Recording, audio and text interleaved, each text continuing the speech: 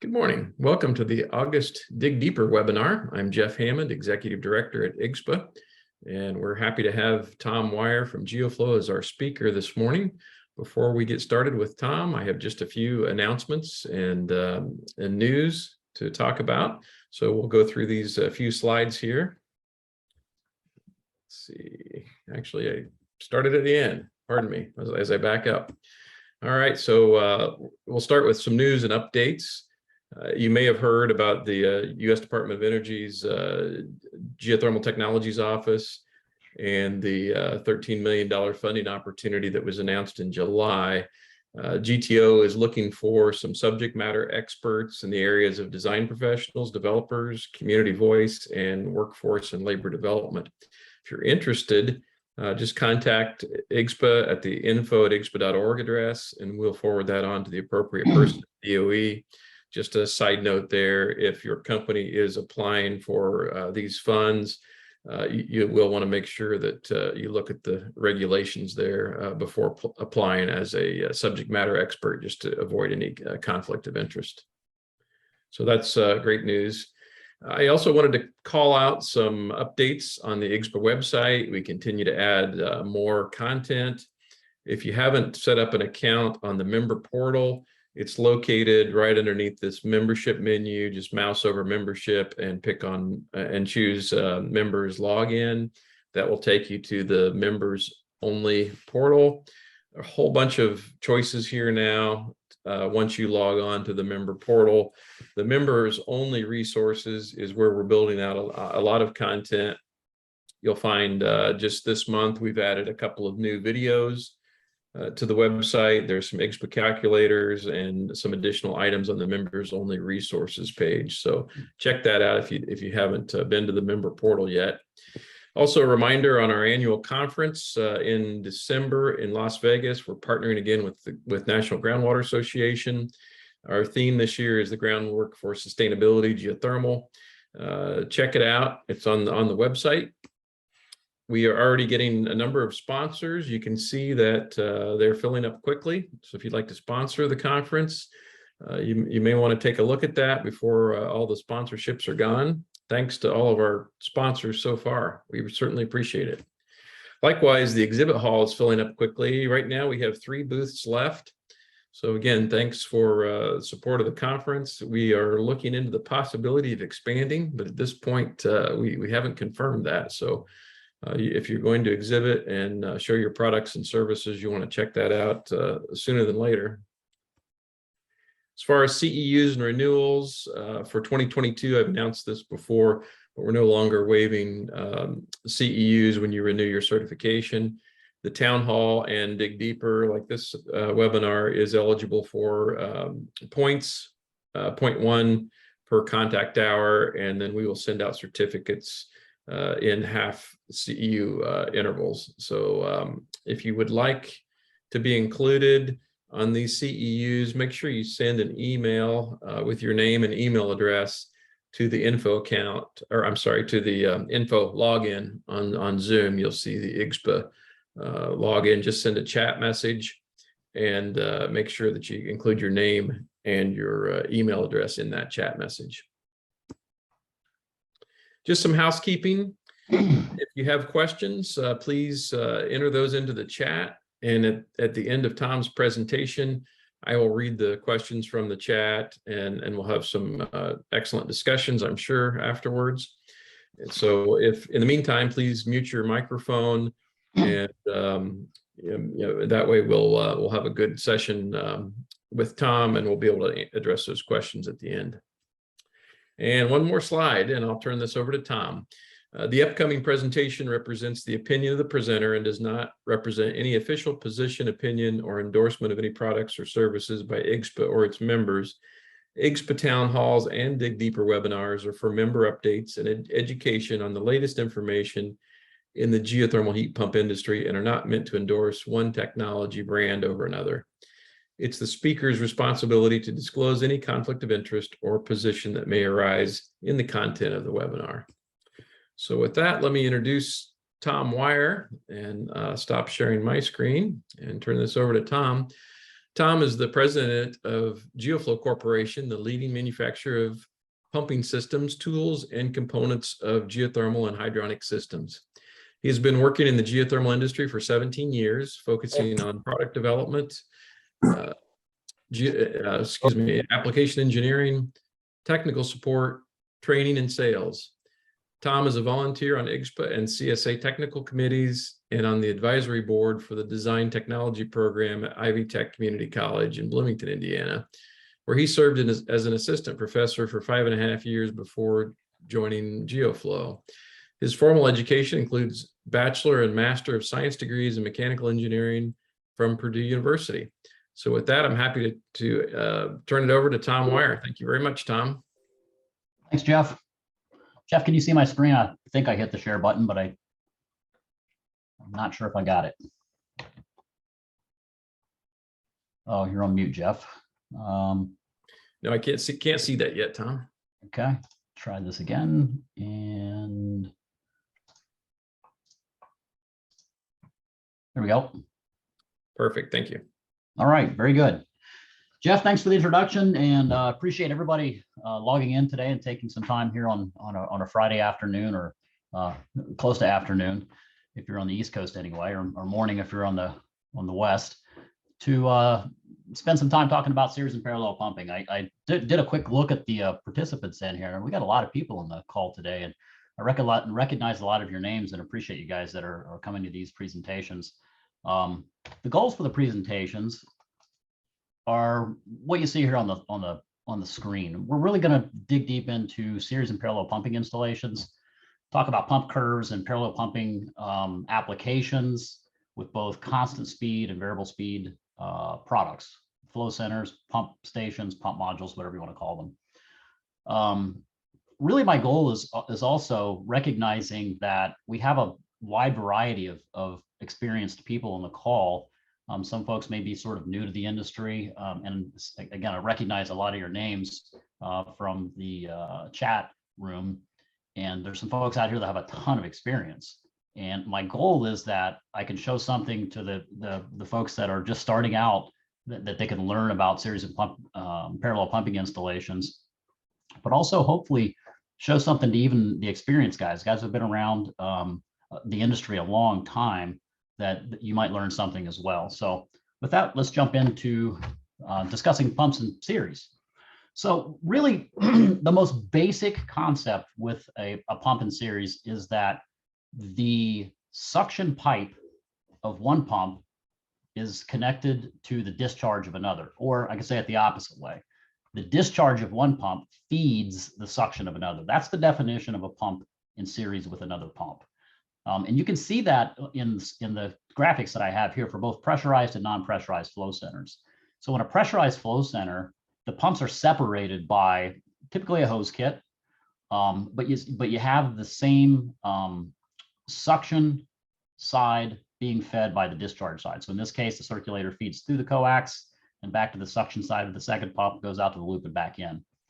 On a non-pressurized flow center, the circulators are closely coupled. So the pump on the bottom provides the fluid flow to the suction side of the pump on top. It goes through the coax now to the loop field.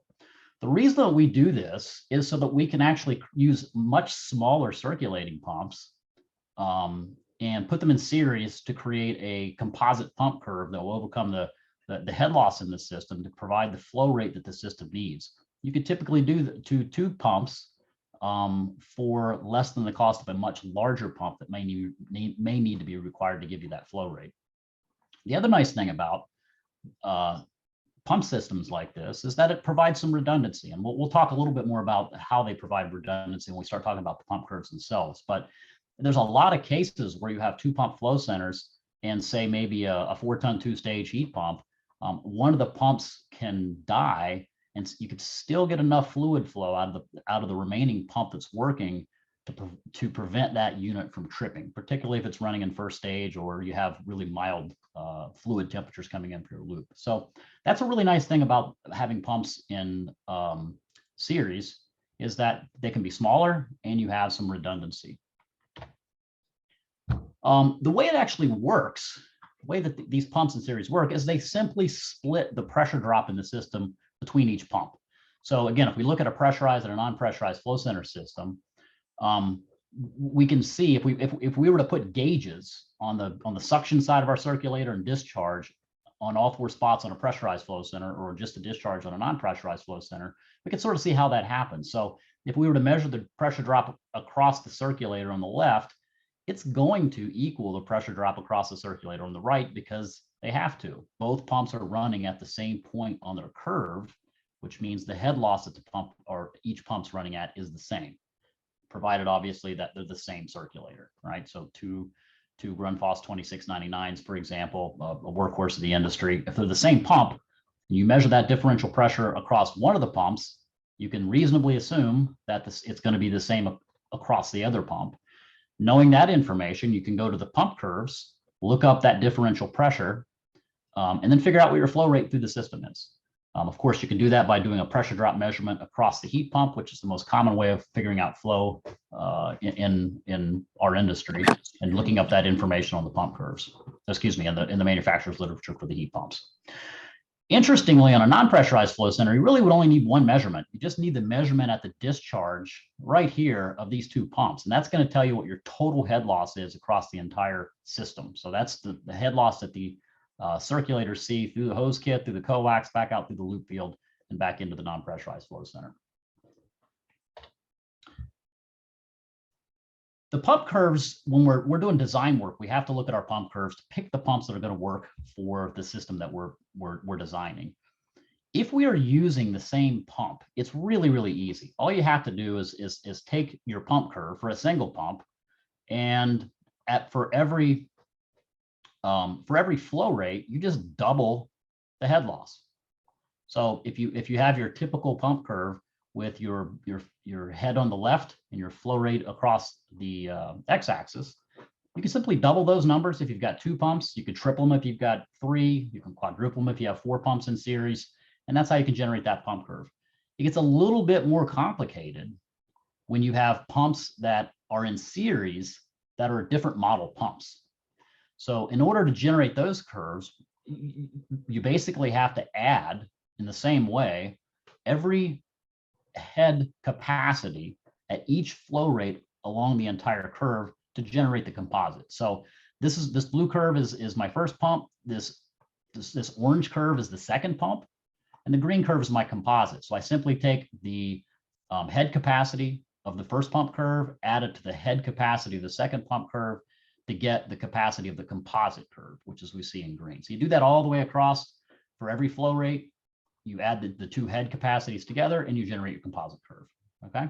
So if you're using pumps that have different models, you can use Excel or some other program to do these kinds of things. Really important to point out that if you're adding a second pump of the same model in series, you're not going to double the flow rate. So this is an example that I see often, is that you get a phone call, a tech support call, and someone says, gosh, I've got a one pump flow center. I'm not getting enough flow. What do I need to do? So what we can see here is the system curve. That represents the pressure drop for every flow rate across that ground loop, heat pump, hose kit combination. That's my system curve. And where it crosses my pump curve is my actual flow rate. So if I have a single pump flow center, and this is my system curve, the duty point where I've designed this thing is a 12 gallons a minute at 40 feet ahead. So 12 gallons a minute is here, 40 feet ahead is here. There's my design duty point. If I use a single pump flow center, I'm going to get a little bit more than 9.5 gallons a minute. If I add a second circulator, which a lot of flow center manufacturers build systems that allow you to simply replace a blank plate with a new pump motor. So I can add a second circulator to that flow center. I'm not going to double my flow rate. Right? Because of the interaction between the pump curve and the system curve, in this case, I'm going to get up to 13 gallons a minute, which is higher than my nominal. So I'm in pretty good shape there. But the really important thing is that as these pump curves get steeper, you can add more and more of these things in series. And the net effect is that you get smaller and smaller additional flow for every pump that you add in series. We can also put variable speed pumps in series. So this is kind of an interesting concept that I know several distributors around the country and several contractors around the country are employing this kind of a system.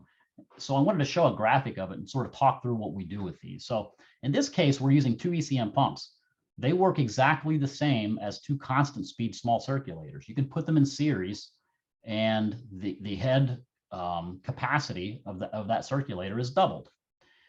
So what that allows us to do is, in the same manner as a small flow center application, it allows us to use 2 smaller variable speed pumps instead of 1 great big one. The nice thing about that is these ECM pump curves have limited head capacity. So if you have a system with, say, 60, 70 feet of head at, I don't know, 30 gallons a minute, for example, it's really tough to get there with a single ECM pump. But you can use 2 small ECM pumps, put them in series, and get the capacity that you need, the pumping capacity that you need to drive that system. So these circulators come with built-in differential pressure control, and there's usually 2 modes of that. Some manufacturers use the term constant pressure and proportional pressure. Other manufacturers use the terms constant pressure and variable differential pressure. And these both work the same. So it's pretty obvious, I think, that if you look at a constant pressure curve, this light blue line here, if I put 2 of them in series, I just double that curve and it works just fine. What's a little less intuitive is that you can take this strange looking proportional curve that slows down by half the head as my flow rate drops, thereby saving a lot of pumping watts, a lot of energy, making your system more overall efficient. You can do the same thing. Put those 2 in series, set the systems up on proportional pressure, and it operates exactly the way one would. So this is a really good method. This also provides some redundancy. So when I'm designing a system like this, I'll typically, the reason is that customers are really nervous about using a central pumping system with a single variable speed pump, because if that variable speed pump dies, the whole system goes down. So without a giant amount of cost, instead of sizing this thing to take on the entire capacity, I'll size it to take on about 2/3 the capacity of the entire system, so that, if I've got a whole bunch of heat pumps, they can all run on first stage if they're 2-stage equipment. Or again, if you've got some mild entering water temperatures, you may be able to run the whole system off of one of these at 2/3 flow rate, potentially, while the other pump is being replaced. So that's typically what we look to do is design one of these pumps for 2/3 capacity to give us some redundancy without the cost of full redundancy, which would include a much larger pump and putting a second one in parallel. We'll talk a little bit more about that in a second. This shows the components necessary for a central system when you're putting the pumps in line. So you're putting them in series, and you can put them in line. And this is just a quick example of putting them in series, but separated from one another. So this pump goes to the heat pumps, it goes through all the heat pumps, back through the piping, and into this one. So these 2 pumps are in series, but they're separated by a little bit of piping and some heat pumps. It works exactly the same. You may choose this method of installation if you're short on mechanical space room. So you could either use in series, closely coupled, or separated in this manner. Another example of using a variable speed pump in series is with another pump is a situation where you're using a large variable speed VFD or ECM pump driving multiple heat pumps. It also can be in series with a small circulator at the heat pump itself. Sometimes these circulators on commercial units are built into the heat pump. Obviously, in residential application, that applies as well.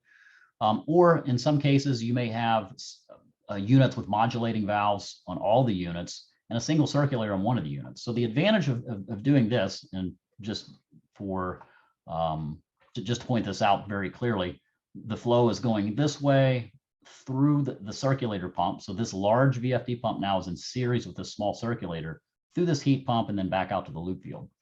So we would do this in a situation where I have one unit that may have really large head loss requirements, and the other ones are much smaller units with much smaller head loss. So I can size my large central VFD pump or ECM pump to overcome the head loss in my smaller unit in the ground loop, instead of sizing this thing so big that it has to overcome the head loss through this unit as well. So I can make this pump smaller, use a small circulator to overcome the head loss in just this one unit, to save some cost on the job. So again, it's an example of a variable speed pump in series with another different circulating pump.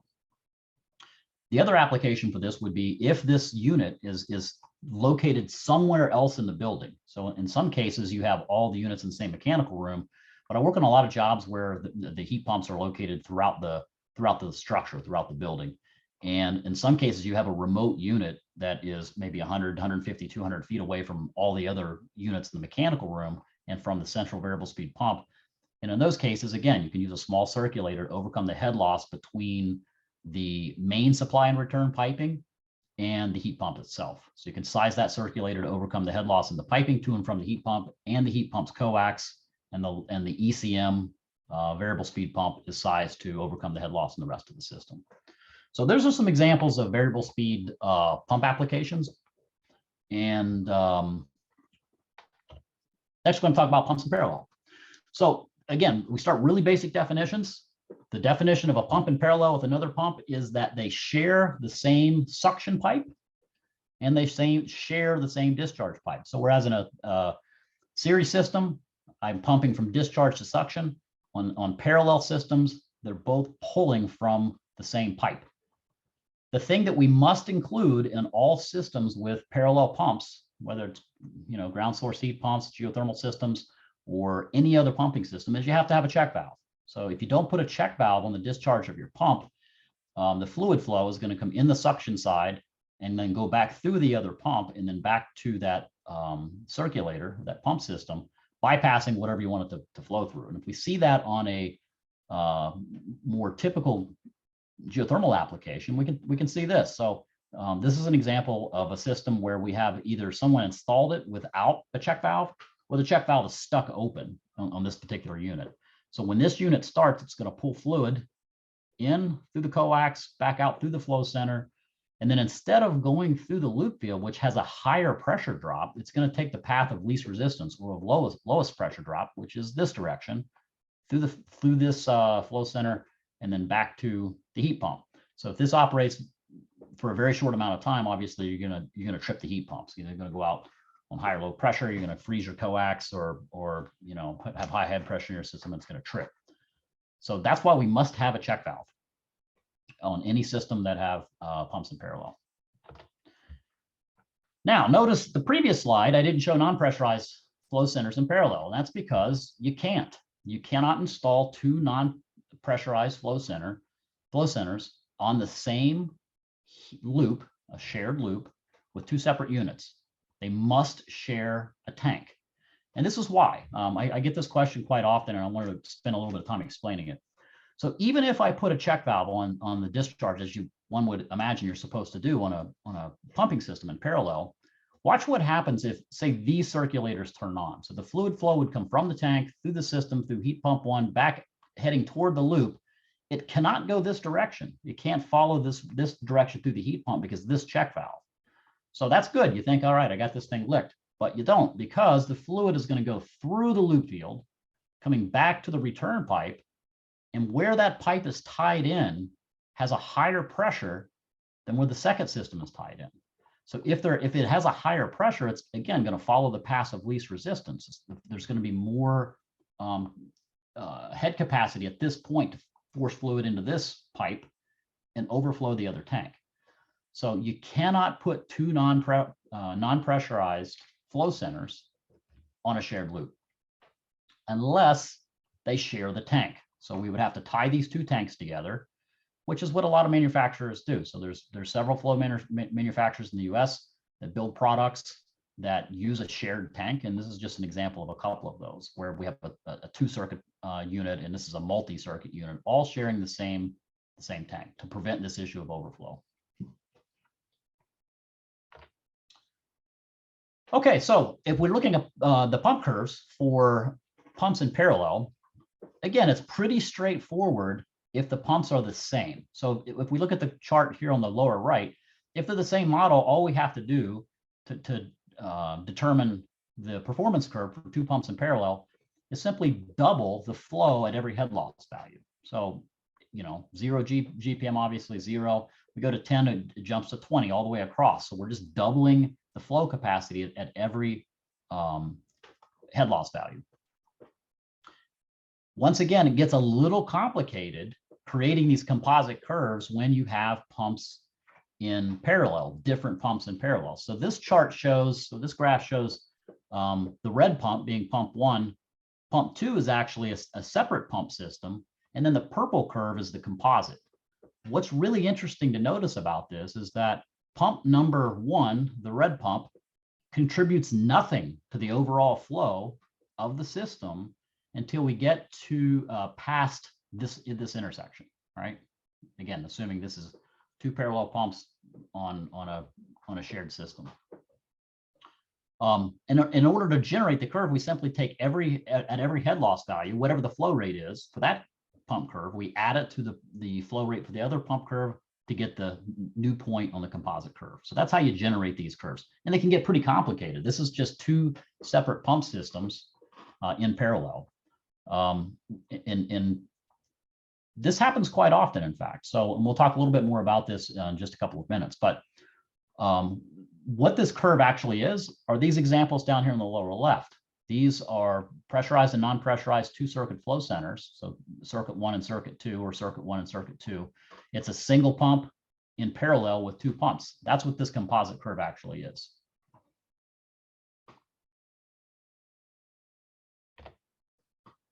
Why do we use parallel pumps in geothermal systems? Well, they provide a lot of redundancy. They make things really, really simple. The simple controls are nice because if we just have a dedicated flow center for each heat pump, I just have to wire these pumps to each heat pump. When the heat pump needs flow, it turns the circulators on and we're off and running. So what we need to include in these systems are definitely check valves, as we talked about earlier. You must have a check valve on the discharge side of the pump.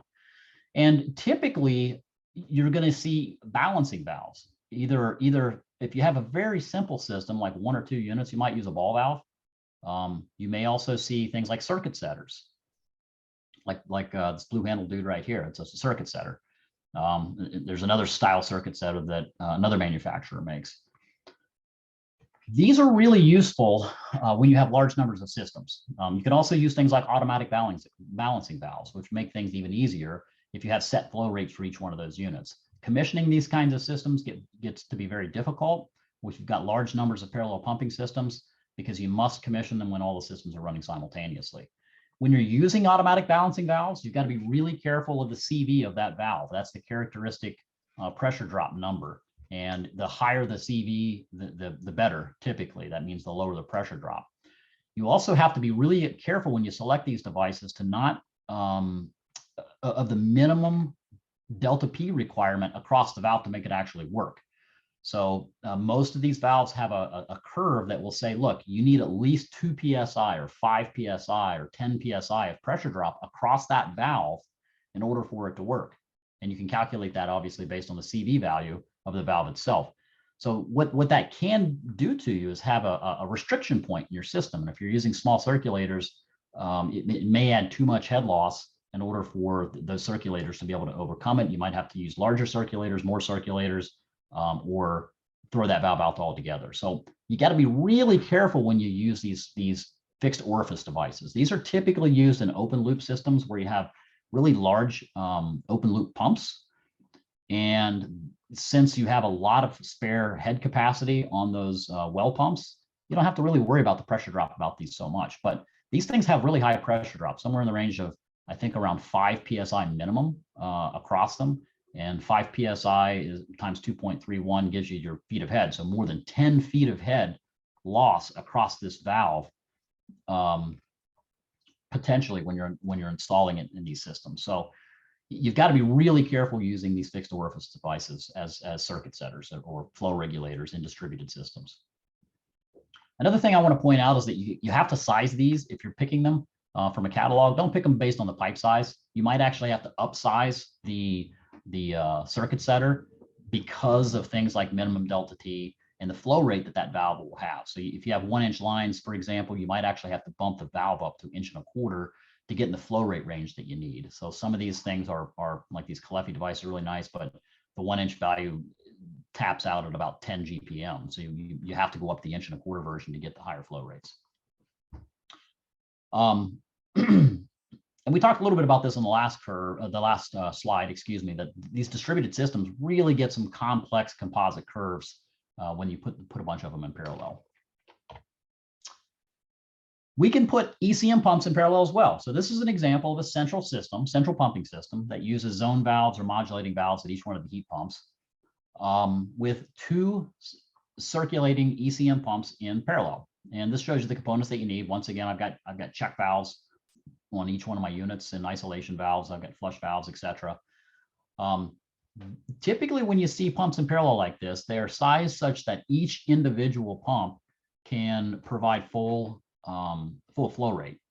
Very rarely in the geothermal world anyway, you have situations where you have a low head loss system and one pump will provide the capacity up to a certain flow rate, and then the second one kicks on and provides that additional flow capacity. It happens occasionally, but it's not nearly as common.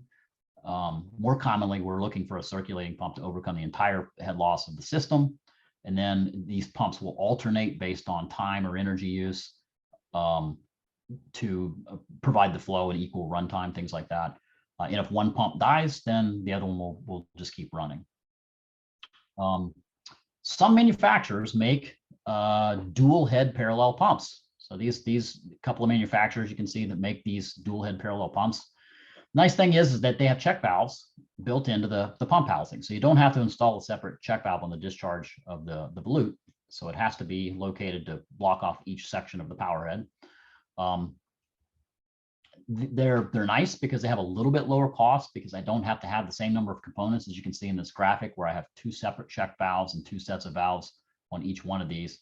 But you have to be aware that if you need to replace one of these power heads, you shut off a valve on the suction and discharge, the whole system gets shut down while you're replacing that power head. So some contractors, some building owners prefer to have a situation like shown in the graphic here, where 2 parallel pumps have individual isolation valves that you can shut off that particular pump and replace it while this one just carries on with providing the flow rate for the system to operate properly. So nice products, but be aware that there are some disadvantages as well that you need to keep in mind when you're designing these systems. Okay. I wanted to include some stuff. I get a lot of phone calls. I do a lot of technical support and application support. And this is one that I've gotten quite a bit over the years. And I wanted to share with you sort of how to run through this and the reasons why these things happen. So I get a phone call that says, hey, look, I've got 2 heat pumps. It could be 4, 5, or 6, but in this example, we'll just talk about 2 heat pumps, a 3-ton and a 5-ton. And when one system is running, I'm good. Like the 3-ton runs, it's fine. 5-ton runs, it's fine. But if my 5-ton is running and the 3-ton comes on, it trips, right? So what the heck is going on? Why is this happening? So I want to talk a little bit about running through the details on this. I'm not going to do all the pressure drops. So for this particular presentation, we won't go through that, but I have done the pressure drops and I'll share that with you. So this is what we've got. We've got a 3-ton and a 5-ton that needs 15 gallons a minute, 9 gallons a minute for the 2-ton and the 1-ton unit. There's the head loss, and this is the minimum flow rates required for each individual unit. I've got inside piping that goes from the flow centers of the wall of 10 feet of 1.25 HDPE. I've got 200 feet of 1.25 pipe supply and return going out to the loop field and back, so 100 feet out, 100 feet back. And I've got 8 circuits for this 8-ton system that are 500 feet, 3/4 inch coils, or they could be slinkies, they could be, pond coils, they could be racetrack, whatever. All the piping is DR11. I'm using 25% glycol, and the system, the technician tells me unit 1, the 3-tons, got a single pump flow center with a hose kit and a check valve. And unit 2 has a double pump flow center with a hose kit and a check valve. So what's going on? Why is this not working? If you just look at sort of the pump selection, and instinctively you might think, oh gosh, a single pump flow center for a 3-ton works every time. Double pump flow center for a 5-ton, that's what I want. But let's look at actually what happens. So I've done the pressure drop calculations for each individual component just to show you the results. So if the 3-ton unit is running by itself, right, I've got 9 gallons a minute going through the heat pump, the hose kit, the inside supply and return piping, the header piping out to the loop field is 9 gallons a minute, but my loop circuit piping, since that 9 gallons a minute split between 8 is only about 1.1 GPM each. So when I sum up my head loss, it's only 24 feet ahead. So a single pump flow center running at, trying to overcome 24 feet ahead, not so bad. It's definitely doable. When my second system comes, well, let me talk about the 5-ton unit. When it's running alone, I've got, and this unit is off, my 3-ton is off, it's running by itself. I've got 15 gallons a minute through the heat pump hose kit, inside supply and return piping. Now I've got 1.9 gallons a minute split between my 8 loops. So my head loss is 6.5 feet. So my total loss in this case is about 43 feet. If my 5-ton system is running, pushing 15 gallons a minute across, these sections of the piping, and the 3-ton comes on, what happens is that now instead of having 9 gallons a minute or 15 gallons a minute through my inside supply and return piping, I have 24 gallons a minute through that inside supply and return piping and through my header piping. And I've got 3 gallons a minute per circuit. So my head loss goes up quite a bit, right? It goes way up in those sections of piping. So as a result, the head loss that pump is seeing increases from 24 feet up to 54. So intuitively, I think you should recognize that, gosh, if you're using a small circulator pump or any pump for that matter, and it's running fine with one head loss value, and then suddenly the head loss goes way up, what's going to happen to the flow rate? Man, it's going to drop. So whenever you have pumps in a distributed system that are arranged in parallel, hence the definition of distributed system, when each unit kicks on with any other unit, the overall solution is going to be that the flow rate drops. Okay, so we just have to account for that. If we look at the pump curves on what actually is happening in this exact system, when running alone, the 3-ton system is right here. So there's my system curve with it running by itself.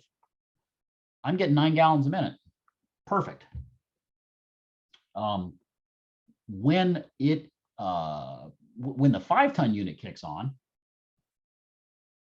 the head loss goes way up. So there's my new system curve. And now my flow rate drops, predictably drops. But the question is how much? Well, it went from 9 gallons a minute all the way to 6.2. And I think we said on that previous slide, our minimum, minimum 6.75. So I needed 6.75. I'm not getting that now, right? So if I have that reduced flow rate, the heat pump is potentially going to trip. You can see what happens with the 5-ton unit as well, right? So running alone, I have one flow rate. When my second system comes on, my head loss goes up, hence a new curve, and my flow rate drops. So in this case, I'm getting pretty close to 15 gallons a minute when it runs by itself. And then it drops down to, say, I don't know, 12.5 gallons a minute or something. So this unit may not be in trouble. It may continue to operate. But the 3-ton, boy, that's a problem. So what am I going to do to the 3-ton? If the flow center allows you to upgrade pumps, I slap a second motor where the blank plate used to be. And now I've got a 2-pump system. So what happens if with the 5-ton system, with 2 pumps running, I'm right here on my curve, and that's about 8.5 gallons a minute, right? So pretty darn close to my nominal when both pumps are running. When it's running alone with the 2-pump flow center, I'm going to get way more flow than I really would love to have. I mean, I'm getting 12 gallons a minute, which is much more than the 9, but it shouldn't be a problem in terms of the heat pump. So this is a very common situation when you have pumps in distributed systems. All these flow centers are operating in parallel. When one turns on, it's going to affect the flow through the entire system and therefore the heat pump that it is connected to.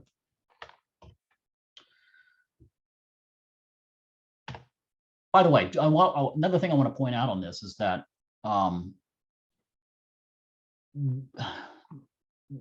we see a lot of distributed pumping systems. There's a lot of systems that are used in commercial and institutional applications, where the engineer will specify that each pumping system for each heat pump must overcome 50 feet of head plus the head loss through each individual heat pump.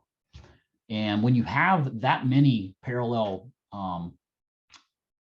flow centers or a very large distributed system sharing a ground loop, what you end up finding out is that when you have to overcome that kind of head loss and that specification, even a 1-ton heat pump that might service a very small room in a school, for example, that needs 3 gallons a minute. Well, at 3 gallons a minute, if you look at 2 pumps in series here, 3 gallons a minute, that's about 58 feet of head. So if the engineer is calling for 50 feet of head plus the pressure drop through that particular heat pump, doesn't leave a whole lot of capacity for the heat pump pressure drop. So a 1-ton unit might have 6, 8, 10 feet of head loss. So again, you're going to be running out in this location on your pump curve. So what that means is that if you have these large distributed systems sharing flow center, all flow centers sharing the same ground loop, that even 1-ton heat pumps are going to be using 2-pump flow centers. Therefore, in many cases, you're going to be running at 600-700 watts just to provide flow to a 1-ton unit. So that's something to keep in mind. I see that a lot, and I think there needs to be a little more investigation in that area for alternative pumping solutions. So conclusions. Hopefully you can see that series and parallel pumping systems have inherent advantages and disadvantages. And you really just need to make sure that you address each one of those advantages and disadvantages when you're designing the system. You have to size the pumps when you're laying out the system at the beginning and when you're designing the system. When you have multiple heat pumps sharing a ground loop, you have to size the pumps for when all of the systems, all the heat pumps, all the circulators are running at the same time. And when you're commissioning that system, when you're actually out doing the startup on a system, you need to start up the system, all systems, and be sure that each individual heat pump has the flow rate that the manufacturer requires when all of the systems are running at the same time. Also, as I pointed out, if you're using large numbers of parallel pumping systems or these large distributed systems, those can lead to super high system pump watts. But there is an advantage. It does provide redundancy in very simplistic controls. So there are advantages and disadvantages of those as well. And you should take a look at central pumping systems. If you want full redundancy or even partial redundancy, as I described in the presentation, you should compare those to the distributed systems to see which system is going to provide the lowest first cost, this most simplistic maintenance, and the best overall efficiency. So you may find out that you can use a system with either full or partial redundancy with today's ECM circulators that have pretty good capacities. You may be able to put 1 or 2 of those things in instead of 8 or 10 small discrete parallel flow centers, and it may be less costly on the front end and also provide a higher system efficiency when you're accounting for pump watts. And with that, I will be happy to take some questions. Great. Thanks so much, Tom. Very informative presentation and some real world examples. That's super helpful. We do have some questions. In fact, one of the questions already has an answer. So I will read both the question and the answer and get your comments if that's okay, Tom. Yeah, please. So Steve asked the question, how is adequate Reynolds number verified through all speeds of variable speeds of multi-pump variable speed flow centers? And Jacqueline answers Steve's question. According to Steve Kavanaugh, in 2-speed systems, turbulent flow is typically only required at full capacity and laminar flow is acceptable at part capacity. Any comments on that, Tom, regarding the Reynolds number and variable speed pumping? I agree with Dr. Kavanaugh. Okay. Yeah. So if you think about if you think this through, when you have distributed system, you have multiple heat pumps sharing a ground loop, you have a real, if you only have one heat pump running on a shared ground loop, you have a really small load on a very large heat exchanger, so that the effective turbulent flow in the Reynolds number is very small compared to the largely oversized ground loop for that particular unit. So definitely agree with Dr. Kavanaugh on that. You don't have to worry about it. Very good. Thank you, Tom. Jacqueline asked a question. This was when you were talking about the parallel piping and the issues with the 3 and the 5-ton unit. She asked, should the solution have been to design the earth loop field piping differently? That is definitely a good solution. So typically, if you can design the ground loop to have lower head loss, and you do that up front, then you're in really great shape. You don't have to worry about excessive pump watts or upsizing, 2 pumps instead of 1 on a particular unit. It gets a lot harder to do that on distributed systems as the number of heat pumps in circulating systems increases. So it gets a lot tougher to do that. So if you 3, 4, 5, you might be okay. When you're starting to do 10 and 20 parallel pumping systems on a very, very large ground loop, then the head losses seem like they start creeping up. Okay, very good. Yeah, Thank you. it's definitely a design issue from the beginning. I guess that's sure. the key. Know what you're working with at the very start of the design. And Steve asks a question: how helpful is remote monitoring of pump wattage to determine if and when a problem occurs? I think it would be really helpful to know what your pump wattage is, if you can correlate that both to a flow rate and have the controls to be able to pull it off.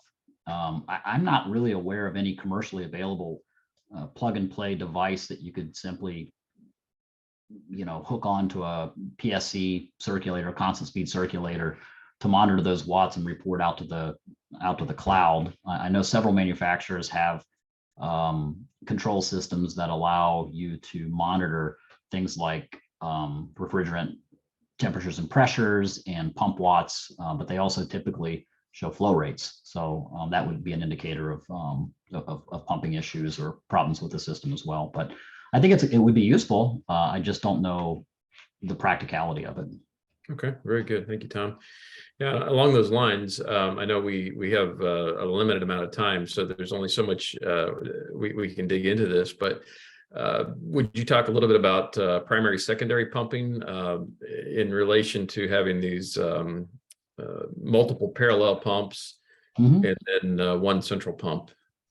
Yeah, I wasn't sure how long I was going to take to get through this presentation. I tend to be sort of long-winded, so I have to be careful with how many slides I'm going to include. And this is a brand new presentation. I just put this one together, so this is my first run through this thing. I'd like to have included some slides on primary, secondary systems. I think they are a great solution when you have high head loss systems, either in the building or in the ground loop side. You can separate the head loss between the building and tackle that with either distributed pumping, as we discussed today, or with a central pump station. And you can do the same thing on the ground loop. So typically the ground loop will run with a central pump programmed to run on differential temperature control or delta T. And then the building side will either use a variable speed pump with lots of zone valves, one or more variable speed pumps with zone valves on each unit. Or again, you could have distributed pumping where a circulator is included for each individual heat pump back to the hydraulic separator. So that's the basics of a primary, secondary system. I'm pretty sure we have some presentations out there, probably on our website, that talk about primary, secondary systems, give some pretty nice graphics. And if anybody needs those, give me a shout and I can give you a graphic of a primary, secondary system. Very good. Thanks, Tom. I think that's a reason to get you back for another presentation, right? All right. Another question, Mike asks, what type of check valve do you recommend? Spring type? Can you use swing type check valve if at the unit in horizontal piping? Really good question. I think there's some different people around the industry recommend different things. So that's a tough one for me to say that you should always do it this way. I think you can make a case for using either one. We typically specify spring check valves with very low spring force if you can manage that. So in other words, something that has a very low cracking pressure. So when the pump comes on, there's not a great deal of pressure required to open the check valve. So issues with back pressure on the backside of the check valve are not exasperated. Love to hear from you guys on what you think on swing checks. I know I've seen those on some engineers' drawings, and I've seen them spec'd on jobs, but I can't think anything off the top of my head why you wouldn't want to use a swing check. There's some other folks on the call. If you want to pipe in with some comments in the chat, that would be good too. Okay, thank you, Tom. John asked the question. Well, he states a comment here and then asks a question. I've seen many designs with a bypass pipe across the loop field. Your thoughts?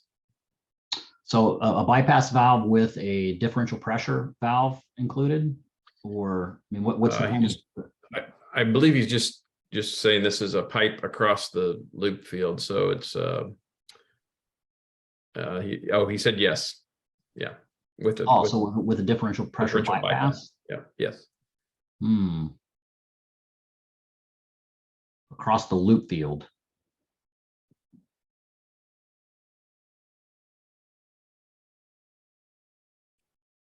We may have to come back to that one. Yeah, I have to give that some thought. I haven't seen that. I haven't seen that installation where I'm just trying to think of why you would have a differential bypass across the loop field. Why would you want to bypass your heat exchanger?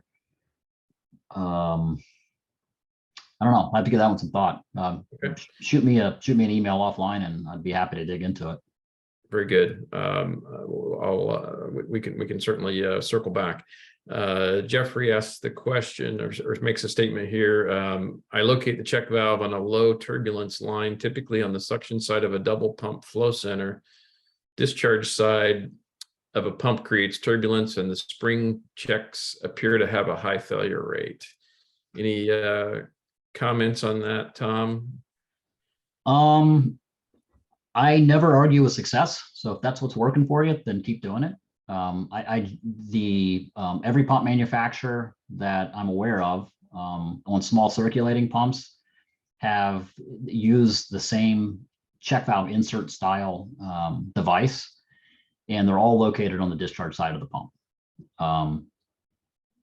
I have seen situations where those check valves have worn prematurely, but it's usually because of a low flow rate situation. So if you check with the manufacturer of those little check valves that get included with a lot of the circulating pumps that Grundfos and the other companies sell, if the flow rate is too low on those, that the check valve insert mechanism itself rattles around a little bit and wears, and it could lead to failure. So yeah, if you're putting it on the suction side of a two pump system, you're basically putting it on the discharge of the first pump with a little bit of pipe in between it and the second circulator. Very good point. Yeah, I think it's fine. It works. It is in the discharge of one of them. Good point. And this may relate to Jacqueline's comment here. I get a lot of rattling as well on the discharge side. So you may have already addressed that, Tom, with rattling. Yeah. Sometimes they do. I have seen them, and usually, again, they're rattling because they're not fully opened. They're not fully pushed back against their seat, and they sort of rattle because of that turbulent flow across them. But it's a function of a low flow rate across that check valve. Okay. And Jeffrey clarifies that his comment earlier: inserts are not generally an issue. However, it's the brass spring checks that from well supply houses that are an issue. So that may clarify it. That's a good comment, because those typically have a little bit higher spring force as well. So they're going to have a little bit higher cracking pressure. So they're going to tend to, the spring is going to compress and extend. I could see that. Yeah, that makes sense. So it sounds like the small little check valves that are part of the circulator pump housing are pretty low pressure drop, reliable. They're very, very low cracking pressure. Yeah. Very good. Very good. And I think that's all the questions. There's another comment John makes about reducing the flow rate through the loop field. but I'm not sure what he's, That's probably on a primary, secondary system. okay. Yeah, and maybe that's where he was talking about a bypass potentially. Okay. So using a little bit lower flow rate across the loop field when you have a primary, secondary, it can work just fine. John's got a lot of experience in that area, so definitely good advice. You could typically have a little bit lower flow rate on the loop field than you do on each individual circulators on the primary, secondary system. And you also in primary, secondary systems, you can take advantage of load sharing within the building. So you can have one unit in heating and another unit in cooling, and that doesn't tax the ground loop system at all. So you might have a situation where the net heat of extraction and rejection are equal to the hydraulic separator, and the ground loop circulator doesn't even need to run other than just trickling a small amount of fluid through to sample delta T. Yeah, very good point. This is a excellent discussion. We could talk about this all day, I'm sure, but I would like to be respectful of everyone's time. We have about 3 minutes left. I don't see any other questions. Do you have any more comments, Tom, or any thoughts? No, I appreciate everybody coming out today. Thank you very much for attending. All right. Thanks so much for your time. I appreciate everybody's attendance today. This video will be recorded, and it will be placed on the IGSHPA website, the YouTube channel. So you'll see a notification that the YouTube video is available once it's been uploaded to the YouTube site. And keep in touch with our events page at IGSHPA.org so that you can see what's coming up next. Thanks again. Everybody have a great weekend. Thanks everybody. Thanks, Jeff.